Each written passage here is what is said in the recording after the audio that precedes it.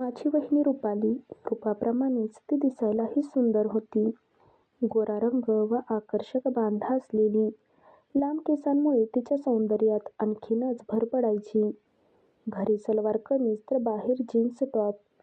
त्यामुळे तिच्यावर नजर टिकून राहायची. हसतमुख चेहरा आणि अत्यंत रेखीव ओठ. हसताना तिचे दात काय मस्त दिसायचे. तिचे मोकळे केस इतके छान वाटायचे की असं वाटत होतं की तिला मिठीत घ्यावं, हिच्या केसांशी खेळत लाड करावे. माझा दादा वैभव 32 वर्षाचा आहे. पोस्ट ग्रॅज्युएशन मेडिकल उच्च शिक्षणासाठी जर्मनीला 2 वर्षासाठी आहे. गेली 8 महिने झाले तो तिकडेच आहे. दादाचं आणि रुपालीचे लव्ह अरेंज मॅरेज आहे. कारण रुपाली आमची फॅमिली फ्रेंड होती. ती खूप चांगली आणि हुशारही आहे. ती एक डेंटिस्ट आहे. आमचं क्लिनिक आहे. आमच्या घरी माझी आई सोडून सर्वजण डॉक्टरच. आई जास्त करून दीदीकडेच राहायला जायची. कारण दीदीला नोकरी असल्याने तिच्या बाळाला सांभाळण्यासाठी ती तिकडे लातूरला असायची व आधीमधी घरी यायची. बाबा कोरोनात गेले तेव्हापासूनच आमचे क्लिनिक आता दादाच बघायचा. पण तो बाहेर गेल्यामुळे त्याचे व्यवस्थापन मी आणि वहिनी बघायचो. मी MBBS नंतर पोस्ट ग्रॅज्युएशनसाठी प्रवेश परीक्षासाठी तयारी करत होतो. वहिनी खूपच सुंदर आहे आणि मला जरी वहिनी आवडत असली तरी ती अनुभवायला मिळणे शक्य नव्हतं. कारण आमच्यात बॉन्ड खूप छान आहे. लग्न होऊन येण्याआधी ती माझी खूप छान फ्रेंड होती. त्यामुळे तसा विचारही केला नव्हता. तसं माझं वय 24 वर्ष होतं आणि वहिनी 27 वर्षाची.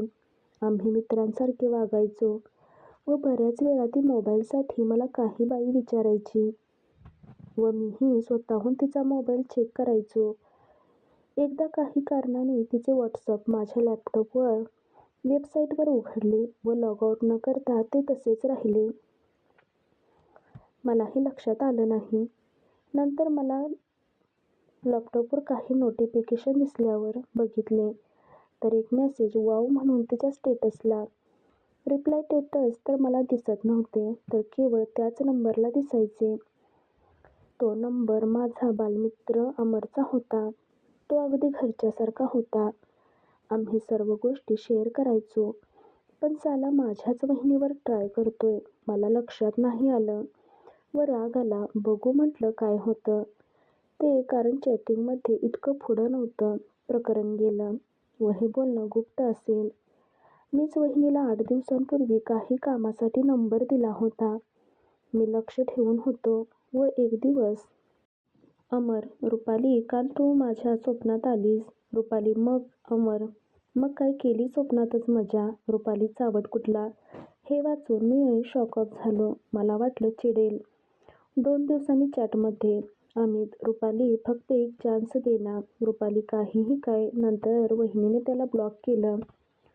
मला बरं वाटलं की वहिनी पायरी उचलणार नाही. नंतर 2 दिवसांनी पाहिलं तर तो अनब्लॉक होता. उद्या 11 वाजता घरी ये. घरात कोणी नाही. मी वाचून शॉकच झालो. मला कळत नव्हतं की काय करावं. थांबवावं की एकदा तिच्या मनाप्रमाणे करू द्यावं. बरं झालं तिने त्याला घरी बोलावलं. त्याच्यासोबत कुठे बाहेर गेली नाही. माझी आई परत दीदीकडे जाणार होती आणि मला अभ्यासिकेत जायचे होते. रात्री आम्ही आईला ट्रेनमध्ये बसवलं. घरी आलो. मला सकाळी लवकर उठायचं होतं. मी तिला मेसेजबद्दल काही विचारलं नाही. घरी आल्यावर मला लगेच झोप लागली. अमर सकाळीच घरी आला होता व घरी कोणीच नव्हतं. त्या दोघांनी दारातच एकमेकांना मिठी मारली व आत बेडरूममध्ये निघून गेले. मी नंतर बेडरूमच्या खिडकीतून पाहिलं तर वहिनी अमरच्या मिठीत होती. अमर तिला जोरजोराने चुंबन करत होता आणि वहिनीही तिला साथ देत होती. नंतर अमरने तिला बेडवर पाडली आणि जोराने मारू लागला होता. वहिनीच्या तोंडातून वेगवेगळे आवाज येत होते आणि ती जोरजोराने ओरडू लागली होती. नंतर मी दचकून उठलो तर अलार्म वाजत होता. सकाळचे 6 वाजले होते. मी एक अत्यंत घाणेरडं स्वप्न बघितलं होतं. वहिनीवर जरी माझी नजर असली तरी तिसरा कोणी तिला अनुभवतोय हे मी स्वप्नात प्रथमच बघत होतो. त्याला कारणही त्याचे मेसेजेस होते. सकाळी मी आवरून घराबाहेर पडलो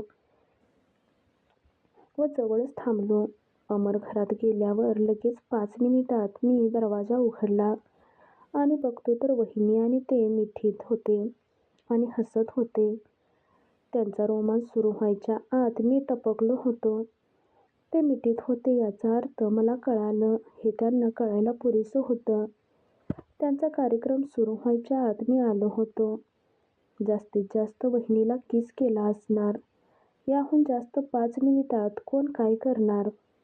मला घरात पाहून दोघेही घाबरले. कोणाला काहीच कळेना. मी म्हणालो, अमर काय करतोयस? त्याला कानाखाली दिली. मित्र आहेस ना तू माझा. अमर म्हणाला, चुकलं माझं, मला माफ कर. वहिनी म्हणाली, सोड, जाऊ दे त्याला. मी म्हणालो, ही दोस्ती संपली आपली आणि त्याला हाकलून दिले. वहिनी रडू लागली, प्लीज मला माफ कर. अमोल, चुकलं माझं. वहिनीने मला सगळं सांगितलं की दादा बाहेर गेल्यापासून मी खूप एकटी पडली आहे. दादा तिला खूप प्रेम करतो, पण नकळत ती अशी वागली आणि मी तिच्या नजरेत वाईट आहे याचा आता तिला पश्चाताप होत होता. तिला दादाला फसवायचं नव्हतं, पण वासनेच्या भारात वाहवत गेली होती. तिच्या मनात विवाहबाह्य संबंध हे तिच्या मैत्रिणींनी भरवलं हेही मला तिच्याशी बोलताना कळालं. संगत खूप वाईट. मी मेसेज वाचले नसते तर आमची घरची इज्जत दुसऱ्याखाली गेली असती. आज मी तिला धीर दिला की झालं गेलं विसरून आता पाऊल वाकडं पडलं नाही हे महत्त्वाचं. जास्त गिल्ट वाटून घेऊ नको. ती मुसमुसत होती. मी तिला वाईट समजू नको. मी वहिनीला सांगितलं की आजकाल कॉमन आहे, पण माझ्या मित्राने असं केलं म्हणून मला वाईट वाटलं.